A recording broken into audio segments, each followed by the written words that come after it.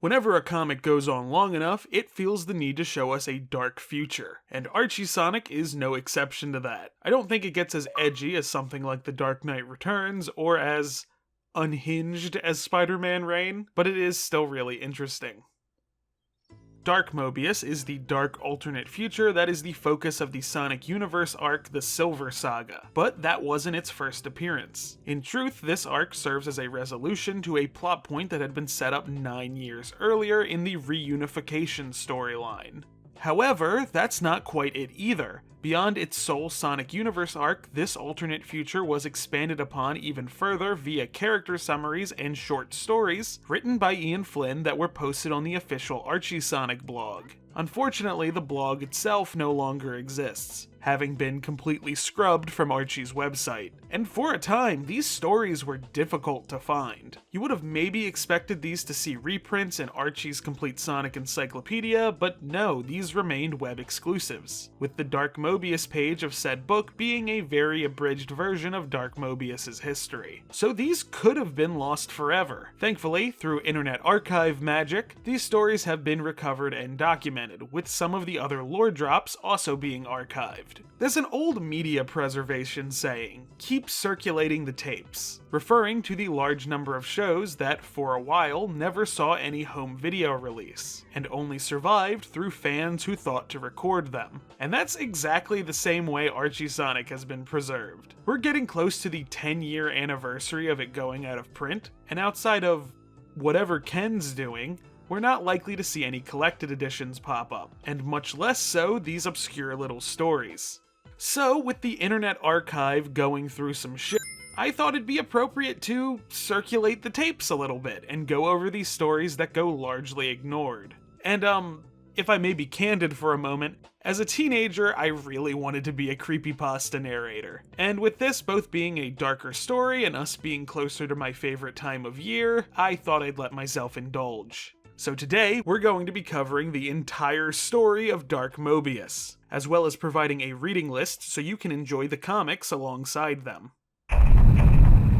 Knuckles' Descent is a 5-part story from the point of view of this timeline's version of Knuckles. Before we get into the first part, we do need to cover the timeline's divergent point. There's tons of little differences in this universe, but the blog post, the new Enerjack 305, highlights a specific moment that's different in this timeline. At the tail end of the reunification arc during the peace talks between the Dark Legion and the High Counselors, Knuckles prevents an assassination attempt on Dimitri, taking the shot himself. While he was more or less unharmed by the shot thanks to his Chaos Knuckles form, he feigns death in order to further the peace talks between the two groups. This goes according to plan in the main timeline, but in the Dark Mobius timeline, something about how the events unfold rubs Knuckles the wrong way. The meeting between Dimitri, the High Council, and the Mitre all went well. All except for the assassination attempt, at least. I've never been shot before. That wasn't particularly fun. The bigwigs made peace, and now the Dark Legion is welcome back into society. That's great, but I couldn't help but notice they kept on talking while I recovered on the floor. No shouts for paramedics or cries for help. They used my death as a point of debate. We may have peace, but it's being seen to by the wrong people. I'm the Guardian. I've been given the power and training to protect everyone. Things need to change. Some time passes at this point, but Knuckles eventually decides to take over both groups himself in an attempt to further unify them, though that seems to have caused a different group of problems. Why is it that when I do something right, everyone acts like I'm stupid? I attack invaders to the island. Oh no, stupid Knuckles, Sonic and Tails are the good guys. I tap into the powers my father gave me. You're gonna lose control, stupid. I take over the Dark Legion and absolve the High Council. You've gone mad with power, you lunkhead. The peace brokered under Dimitri was a joke. We still had everyone identifying themselves as ex-Legion or original citizens. Now everyone is in one big group under me, so it's simpler. I even took on this Robo-Eye to show the old Legionnaires I mean it when I say I want everyone together and happy. Why can't anyone else get that? Over time, Knuckles decides that it wasn't just enough to keep Angel Island in order. After all, there are outside threats. Though, over time, he begins to lose himself more and more, alienating everyone around him. He's jealous, that's all there is to it. Sonic spent years fighting him, running around in the trees and not making one bit of difference.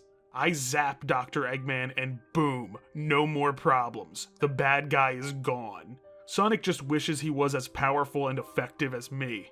It must be something in the air, because the Brotherhood is getting uppity too. I had to put Spectre through a wall after the unification with the X-Legion. Well, X-Legion.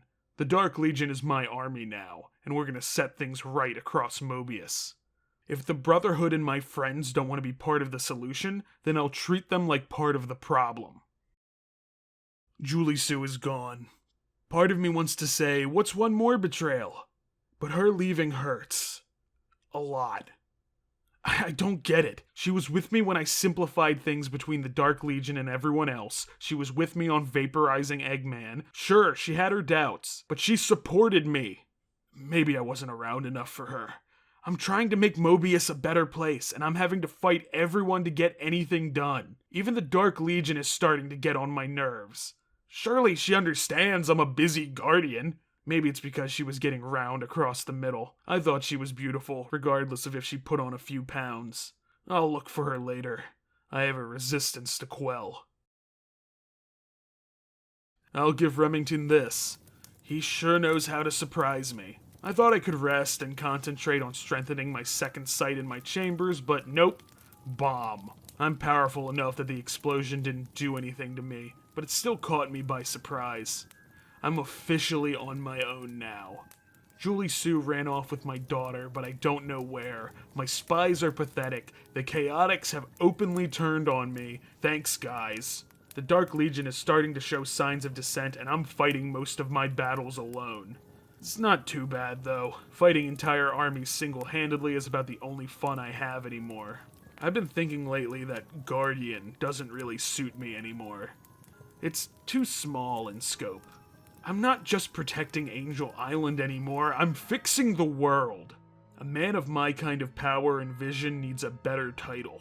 Enerjack has some negative connotations, but it's fitting. I guess I can fix that along with everything else. Enerjack the hero. Yes, I like the sound of that.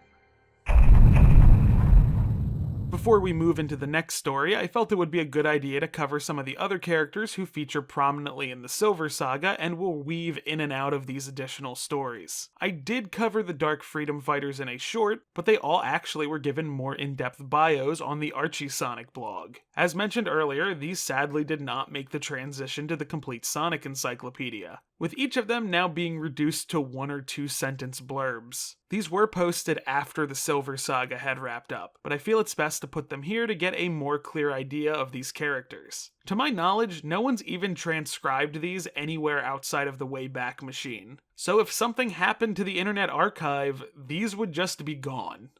Our time with Silver on Dark Mobius was brief, and our time with its freedom fighters was even briefer. They were the last free Mobians left to challenge Enerjack. They were scarred and weary, but they never gave up hope. Payback Fox was one such freedom fighter. We knew her as Fiona on regular Mobius. Her hands had been roboticized, perhaps to save them from a grievous injury. They had also been modified to absorb and throw back energy projectiles, hence the name. There was a deleted scene that didn't make it to the final version of the script that hinted Payback and Enerjack might have had a relationship in the past. Was this Payback trying to play both sides, or was she trying to get close to the enemy? It'll have to remain a mystery. If we were talking Mobius Prime and I said Bean the Duck and Bunny Rabbit would make a cute couple, you'd call me a loony. And you'd be right. But on Dark Mobius, things went differently. Demo Duck had a few silly lines, but he wasn't the same goofball we've come to expect of Bean. His special glove and eye patch hinted at some rough battles in the past, which may have tempered his zany spirit. Scarlet remained a loving spirit regardless of which zone you look at. She kept pace with the others despite her lack of roboticized limbs, and was instead armed with a pair of vintage Dark Legion laser gauntlets. How she and Demo came to hook up is anybody's guess. To add on to that, the complete Sonic Encyclopedia states that Scarlet is the team's nurse. Blockbuster Polar Bear looks to have been the most injured by the war. His torso and upper limbs were all roboticized, giving his already considerable strength a boost. But he was a gentle giant, and he appeared to be Jani-Ca's mentor, or at least a regular voice of reason in her ear. This is especially peculiar, given we haven't heard his prime counterpart Bark say a single word yet. Blockbuster stuck to Jani-Ca's side until the very end. Even when cornered by Jack with no hope for backup, he fought to protect the true guardian of Angel Island. You know a battle is going poorly when the heroes have to fight laser-eyed enemies with pointy melee weapons, but Dagger and Cutlass have the skill to overcome that gross disadvantage. Dagger Walrus wasn't the kindly, happy rotor we know on Mobius Prime. He seemed the most dour of the team. He wore a bandolier carrying numerous knives, which makes you wonder why he needed so many. Cutlass Depardieu has been lovingly nicknamed by some Sonic fans as Mantuan. A rugged swordsman, he bears the many scars of his past battles. Might help if you actually wore a shirt, buddy. His hands are wrapped in gauze ever since they went raw from all his swordplay. These blade buddies worked side by side to give their friends the edge they needed. It's been a long road for Jani-Ca. Her first appearance was way back in Sonic the Hedgehog 106, and her story was not finished until now. In the intervening years, she lost her society, her family, and her name. It's no wonder she's so starkly different from her Mobius 30 years later counterpart. Or is she? They're both selflessly heroic, they both possess incredible chaos powers, they've both had friends and allies rally behind them in times of great need. Sure, Lara Sue is more open with her insecurities, and Jani-Ca would rather meet a problem head-on than talk about it, but they both have an indomitable spirit and strive to protect those around them, and that's why they're heroes. Jani-Ca's Ascent is another 5-part story, this one told entirely in the framing device of diary entries from Knuckles and Julie Sue's daughter, Lara Sue, following her growing up as Julie Sue attempts to shelter her from the truth of her tyrannical father. Uncle Vector came by today. He brought me a toy and a book and told me stories about his adventures. I like when Uncle Vector comes by. I like to hear about things outside the base. Mommy promises one day I'll get to go outside. I hate the Dark Legion. It's because they are mean to people I have to stay inside all the time. Uncle Vector and Mommy and the others are trying to make the bad people go away so I can go outside and play. I hope they win soon. Also, I have a secret. I'm gonna practice it, and when Uncle Vector comes back, I'll show it off to him and Mommy, and they'll be so surprised. I'll go ahead and tell you the secret, Diary. I can move things by looking at them. I had a bad day, Diary. A really, really bad day. First, Remington came to the base and got into a fight with Mommy. They shouted about a lot of stuff. I don't think the fight with the Dark Legion is going very well. Then I heard Remington say Uncle Vector was lost. How can he be lost? He lived on Angel Island his whole life and was so smart. I heard Remington say that Uncle is with somebody called Prelate, so hopefully whoever that is will show Uncle Vector the way back. Anyway, Mommy seemed so upset I thought I'd show her the surprise. I got a few things in the room to move around just by thinking about them. That didn't make Mommy happy. It made her and Remington fight and shout a lot more. So I ran to my room and now here I am. Stupid Dark Legion, stupid war, I hate it. I've done a video on prelates in the past, but in case you haven't seen it, I'll give a quick summary. A prelate is a creature created by Jack using the core of an individual. Now, what is a core? It is someone's concentrated spirit. It's their soul. Knuckles is ripping the souls out of people, leaving their bodies empty husks, and forming the souls into his own minions. Okay, so today was different. I was already kinda antsy when Mom didn't show up for practice like usual. If I'm late even by a second, she gets really snippy with me. But today I waited for her for like 10 minutes. I was ready to give her a piece of my mind by the time she showed up. Except she showed up with a couple of guys I've never seen before. More rebels, I guess. And they had this box. And in this box was this robot echidna head? That's gross enough, right? It gets better. It talked to me. Knew my name, knew Mom, and knew all about my powers. What? So yeah, apparently I'm challenging the Chaos Force or something, and Mr. Robot Head, I forget his name, is going to teach me how to use it more to kick some DL butt. Weird.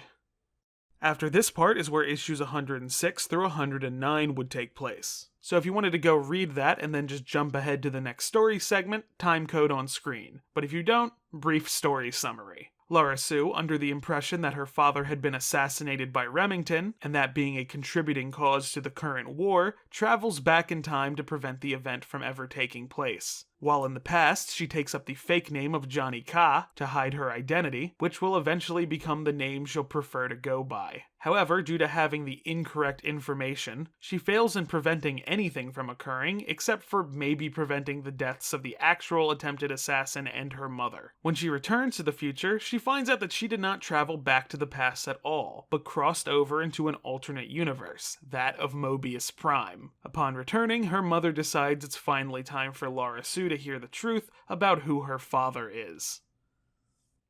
I am so mad right now, and I can hardly think. I can hardly write. This is my third time writing because I kept carving through the paper. I was writing so hard, which only makes me angrier, and... Okay, so first I decided to take the initiative and use all the training that Dimitri gave me. I spent a couple weeks building up some juice and then punched a hole in space-time and went to rescue my dad. Yeah, it was risky and dangerous and blah blah blah. This war isn't going well, so I decided to do something about it. Turns out I did it wrong and wound up in a whole other zone and accomplished nothing. When I got back, Mom decides now is the best time to drop the bomb on me. Hedgehog is my dad. Remington never killed him. I'm the daughter of the biggest psychopath on the planet. Oh, but it's okay now because I'm old enough to fight. I don't care if she was trying to protect me. I could have used all that power for something else. I really hate her right now. Mom's gone. Scarlett brought the news to me this morning. Something about a raid going bad. I don't know. I zoned out after a bit. I think I'm numb. I cried at some point, but I don't remember when. All I know is the day has passed and I've just been in this room staring at the walls. So, that's that, I guess. I'm officially the head of things now. Mom and Elias wanted me to follow up on some magic sword, so I guess I'll focus on that first. Probably a wild goose chase, but I need to focus on something. There's one thing I've been meaning to do, but I couldn't bring myself to do it in front of Mom. With her gone, I'm renouncing my name.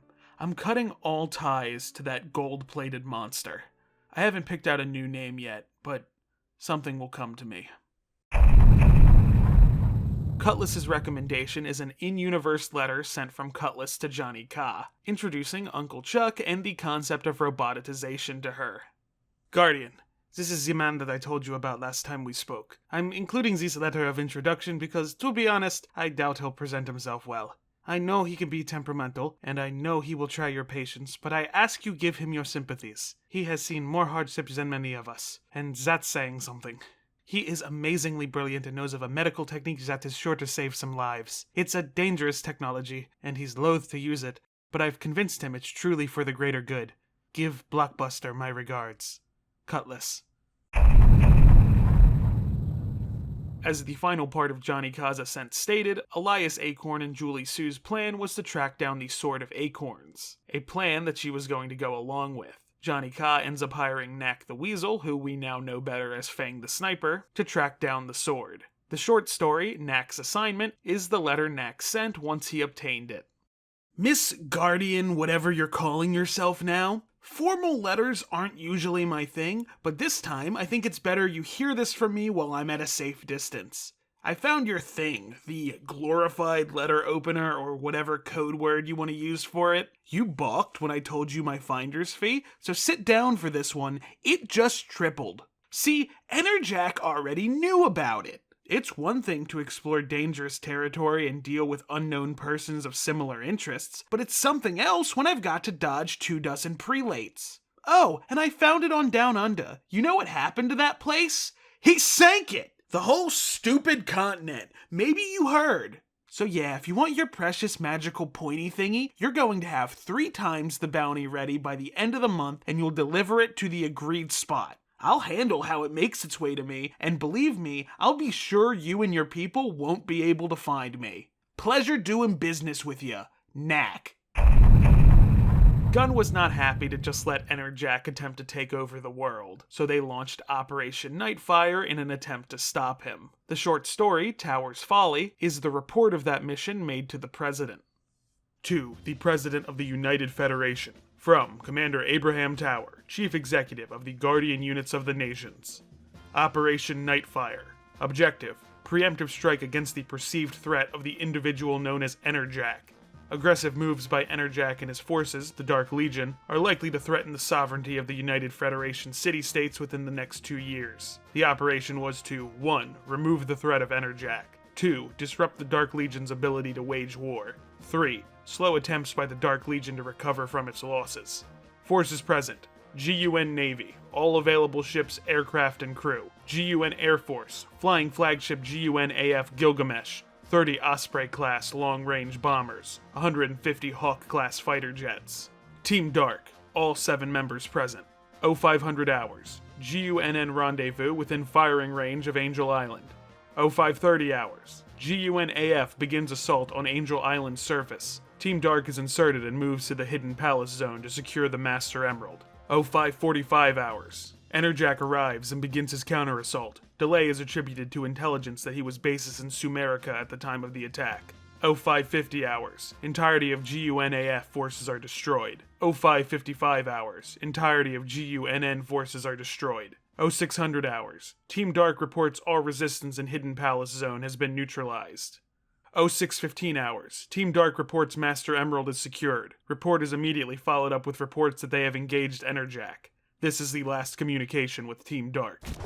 Assessment: a third of our military is lost. Our premier special operations unit is lost. Aggressive behavior is expected to increase. It is with great shame I must report this was an unmitigated disaster. At this juncture, I recommend a political approach wherein the United Federation publicly brands the attack as unsanctioned, and to paint me as a rogue agent. I will take the role of the scapegoat, and hopefully bear the brunt of Enerjack's retaliation rather than the rest of the nation. You have my sincerest apologies, sir. Commander Tower.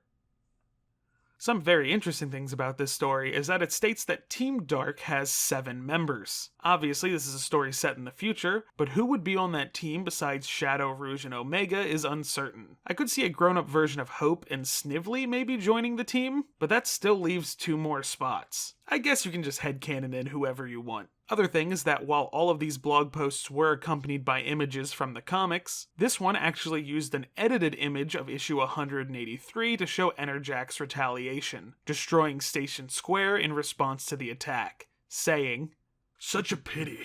I actually enjoyed Station Square. Ah, well."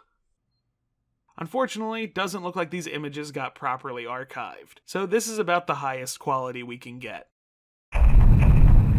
Hey, remember how this is Sonic's book? Sonic's farewell is the letter Sonic writes to Sally right before he goes to collect the Chaos Emeralds and face off with Knuckles. Still as confident as ever.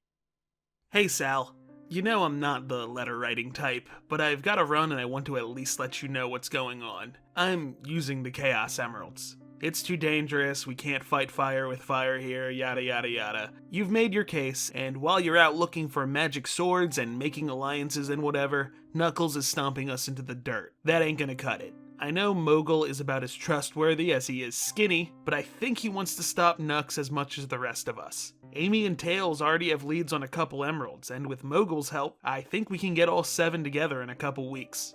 Then I'll go supersonic and knock some sense into the old knucklehead. It's fast, it's simple, and it's me saving the world. Again, it's the formula that never fails. You can tell me how dangerous and risky it all was during the victory parade. See you on the flip side, Sonic.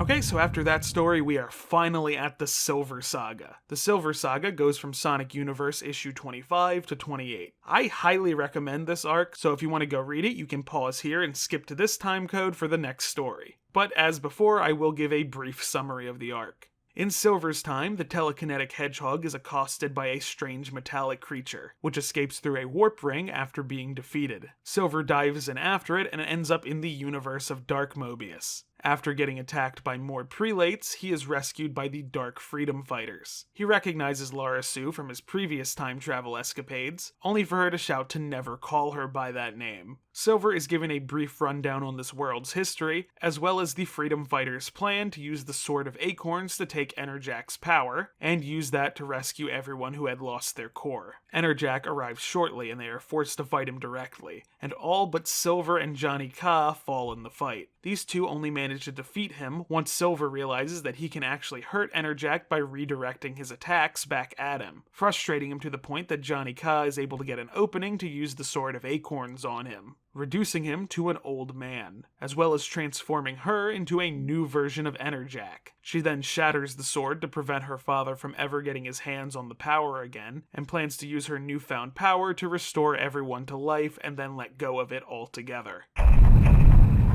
Believe it or not, that's not the end, as this story has a full 5-part epilogue, covering the events that immediately followed the story, with Jani-Ca attempting to use her powers to restore the cores to everyone.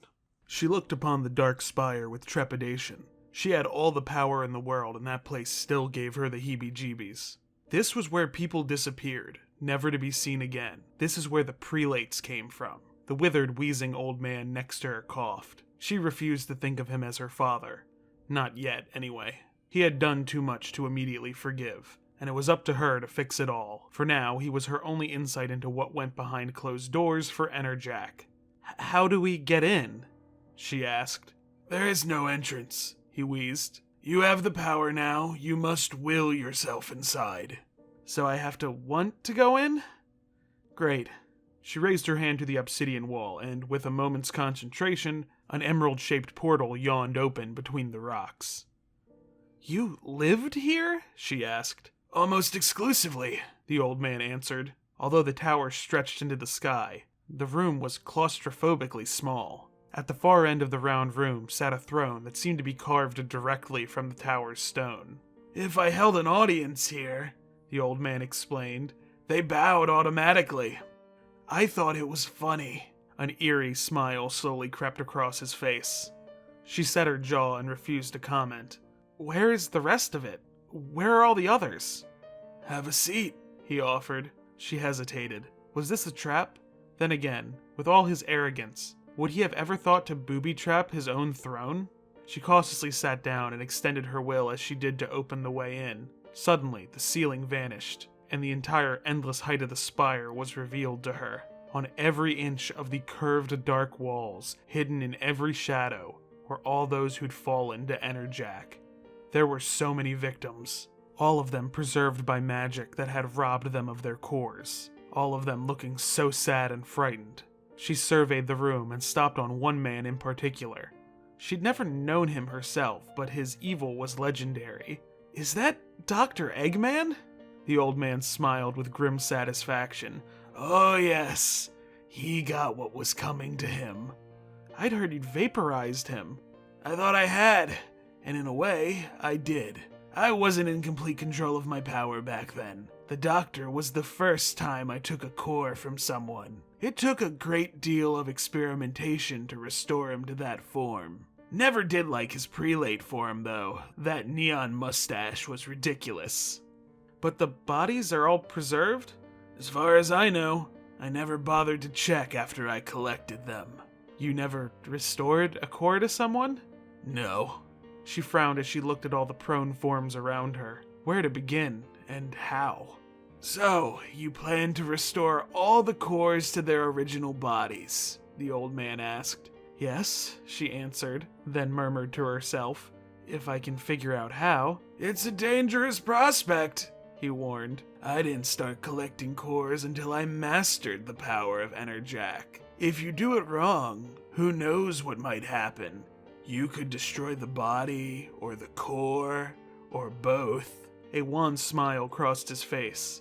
"I could coach you in how to use the power. However, something so complex needs to be taught by example. If you'd share your powers with me, I could..." She silenced him with a baleful glance. He shrunk back into the tattered remains of his robes and armor. She felt a dark whisper in the back of her mind telling her to squash him and take all the cores for herself. But she'd grown up in the misery that kind of thinking produced. She would not perpetuate it. She had to restore the cores and heal the world quickly before that whisper grew any louder. "Who will you restore first?" the old man asked. "I don't know," she admitted. "Your mother, perhaps?" "Oh no. You wouldn't want to risk botching it and losing her forever, would you?" She seethed, but he was right. She reluctantly nodded. "Then perhaps try Dr. Eggman, or Finitivus, or any of the other villains who plagued the world before I conquered it. They wouldn't be missed. No, she said. No more sacrifices. I'm not losing anyone else to this nightmare you created. The old man huffed. You'll have to risk something eventually. It'd be a waste of immortality to just float there and stare at the walls. She turned to one man in particular. She had come to realize she never really knew him. As a child, she hated him on the principle that he fought with her mother. But as she grew up, she had been confused by his heroism. In the end, she came to understand he had given everything to try to protect everyone. You would probably volunteer for this if you knew it could save the world, she said to the blank eyes. I hope I'm right. I hope you can forgive me if I'm wrong. She summoned the core and offered it to the body. Wake up, Remington. Please. And that's it for Dark Mobius. This ended up being much longer than I anticipated. Most of my long-form videos end up being 6 to 8 pages. Right now this is 16 pages. But I think this is worth the effort. Dark Mobius is conceptually very cool, and a common thing that gets mentioned with Archie Sonic is that a lot of cool stuff that's introduced in the latter half of the comic doesn't get to be explored, whether because of reboots or cancellations. But this is a part of the comic that got to be expanded upon, just not in the comic itself. I hope this has brought some attention to these stories, and maybe even convinced some of y'all who haven't checked out the comics yet to give them a look. Thank you all so much for watching. If you want to support the content I make, you can support me over at patreon.com/8squid, just like my lovely patrons whose names are on screen. And a special shout out to my $5 patrons, Ned Rex, Nate DM990, and Diddly Do. See y'all in the next video.